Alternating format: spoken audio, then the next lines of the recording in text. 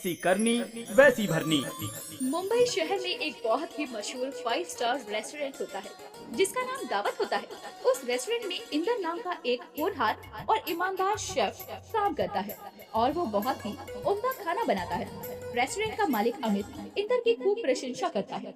इंदर, सच में तुम इस रेस्टोरेंट के लकी चार्म हो। तुम जैसा खाना तो कोई बना ही नहीं सकता, क्योंकि तुम्हारे हाथ में जो जादू है ना, वो किसी और के हाथ में है ही नहीं। नहीं अमित सर, ऐसी कोई बात नहीं है। मैं जो भी बनाता हूँ दिल से बनाता हूँ और ये सब मुझे मेरी माँ ने सिखाया है। शायद उनके अच्छे विचारों के चलते ही मैं आज जीवन में इस मुकाम पे पहुँच पाया हूँ। हाँ इंदर, तुमने बिल्कुल सही कहा। ये देखो, तुम्हारे कारण ही हमारे रेस्टोरेंट को हर एक प्लेटफॉर्म की हर एक वेबसाइट पर टॉप 5 की रेटिंग मिली है और हर कोई रिव्यूज में बस तुम्हारी ही तारीफ कर रहा है। ये अपने आप में कितनी बड़ी बात है। Thank you so much Inder, तुम्हारे कारण ही ये रेस्टोरेंट इतना नामचीन रेस्टोरेंट बन पाया है। Thank you Amit sir. अगर आप नहीं होते तो मुझे इस रेस्टोरेंट में काम करने की अपॉर्चुनिटी भी तो नहीं मिलती ना। यस यस, वो बात भी है। इंदर और अमित दोनों के बीच काफी अच्छा बॉन्ड होता है। अमित हर वक्त बस इंदर की तारीफ करता रहता है और ये सब रेस्टोरेंट में आए नए शेफ विवेक को जरा भी पसंद नहीं आता और वो इंदर से खूब जलने लगता है। अरे जब देखो तब अमित सर बस इस इंदर के नाम की माला ही जपते रहते हैं। अरे ऐसे कौन से हीरे मोती जड़े हुए हैं इस पे जो हर कोई इसके तारीफों के पुल बांधने लगता है। नहीं, अब मैं यहाँ आ गया हूँ तो मेरे नाम का ही बोलबाला होना चाहिए। इंदर, तू तो अब अपनी उल्टी गिनती शुरू कर दे, क्योंकि ये तेरे इस रेस्टोरेंट में आखिरी के कुछ दिन ही बचे हैं। अब विवेक जलन के मारे इंदर के काम में बाधा लाने की कोशिश करने लगता है। वो एक रात घर जाने से पहले इंदर के खाने में एक पाउडर मिलाता है। अब जब ये इंदर इस खाने को खाएगा तब इसे रात भर नींद ही नहीं आ पाएगी और फिर ये अगले दिन खाना बनाते वक्त बिल्कुल फुर्तीला ही नहीं रहेगा और काफी थका थका महसूस करेगा, जिससे इसका कोई भी खाना अच्छा ही नहीं बनेगा। और ठीक वैसा ही होता है। उसके मिलावट वाले खाने को खाकर अगले दिन इंदर को किचन रूम में काम करते समय बहुत नींद आती है और वो रोज के मुकाबले बहुत धीरे धीरे काम करता है और काफी कस्टमर्स को वेट करना पड़ता है। अरे इंदर, ये सब क्या चल रहा है? एक कस्टमर कंप्लेन कर रहा है, ठीक है, चलो दूसरा कस्टमर कंप्लेन कर रहा है, वो भी ठीक है, लेकिन एक साथ लगातार सारे कस्टमर कंप्लेन कर रहे हैं कि आज इतना टाइम क्यों लग रहा है। और ये व्हाइट सॉस पास्ता बनाने के लिए तुमने इतनी देर लगा दी।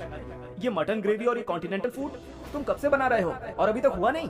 सर वो एक्चुअली वो मैं what's wrong with you Inder? तुमने सबको बेवकूफ समझ लिया है क्या? अगर तुम इतनी जल्दी हाथ नहीं चलाओगे तो सारे कस्टमर्स इंतजार कर करके भाग जाएंगे। तुमने रात भर पार्टी की होगी और अब यहाँ आके उबासियां ले रहे हो। नॉनसेंस। अरे सर, आप टेंशन मत लीजिए, मैं अभी इंदर का हाथ बटा देता हूँ। जो मुझे ऑर्डर्स आए हैं ना, वो सारे इवनिंग डिलीवरी वाले हैं, तो अभी मैं फटाफट बैठे हुए कस्टमर्स के ऑर्डर बनाने में इंदर की हेल्प कर देता हूँ। हाँ हाँ विवेक, प्लीज जल्दी करो। अब दिन ब दिन विवेक छोटी मोटी चालों को चलता रहता है, जिससे इंदर सबकी नजरों में बुरा बनता जाता है और खासकर अमित के। एक दिन वो उसके पास आई ऑर्डर स्लिप को चेंज करके एक नए कागज पर दूसरी डिश का नाम लिखता है। ऑर्डर आया था चिली गार्लिक राइस, मूंग दाल हलवा और मसाला लेमोनेड का, लेकिन अभी मैं यहाँ कुछ और ही लिख देता हूँ और अब इंदर वही बनाएगा जो कि मैं लिखूंगा। इंदर के पास वो गलत स्लिप आती है और वो उस पर लिखी हुई डिशेस को रेडी करता है, लेकिन कस्टमर की कंप्लेंट आने पर फिर से अमित इंदर पर गुस्सा हो जाता है और उसे डांट लगाता है। लेकिन सर, मेरे पास तो यही ऑर्डर आया था। जस्ट शट अप इंदर, बहुत हो गया तुम्हारा नाटक। कस्टमर ने चिली गार्लिक राइस, मूंग दाल हलवा और मसाला लेमोनेड का ऑर्डर दिया था, लेकिन तुमने क्या बनाया? तुमने उन्हें वर्जिन मोजीतो और पनीर दम बिरयानी बनाकर दे दिया। Are you mad? तुमने स्लिप ठीक से पढ़ी थी या नहीं? नहीं सर, मेरा यकीन कीजिए। एक सेकंड, यहीं पर थी वो स्लिप। स्लिप में वर्जिन मोजीतो और पनीर दम बिरयानी ही लिखा था।